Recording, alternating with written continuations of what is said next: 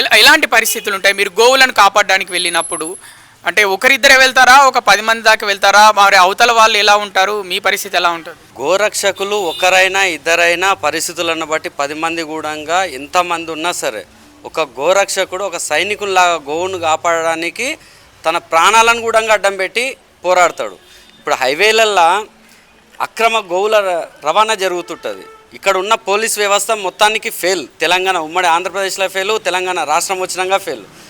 గోవధ నిషేధ చట్టం అమల్లో ఉన్నా కూడా పోలీస్ వ్యవస్థ పాలకులు గోవులను చంపేటోళ్ళు ఎక్కువ ముస్లిమ్సే. గోవుల మీద దాడులు చేసేటోళ్ళు, గోవులను తీసుకుపోయి కబ్రస్థాన్లకు తీసుకుపోయేటోళ్ళు, దాంట్లో కోసేటోళ్ళు, దాంట్లో నిర్జేసేటోళ్ళు.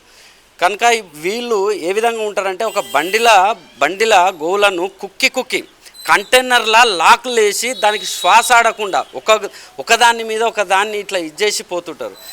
మేము ఆపడానికి పోయినప్పుడు, గోరక్షకులు ఆపడానికి పోయినప్పుడు ఆ లారీలు మా మీదికి కూడా తీసుకొని వచ్చే పరిస్థితులు ఉంటాయి. ఎన్నో ఘోర సంఘటనలు జరిగినాయి. హిందువులు అని అంటే ఒక చెవటలు చాతగాని వాళ్ళు కులాల వైజ్గా, ప్రాంతాల వైజ్గా, అవసరాల వైజ్గా డివైడ్ అయి ఉన్నోళ్ళు.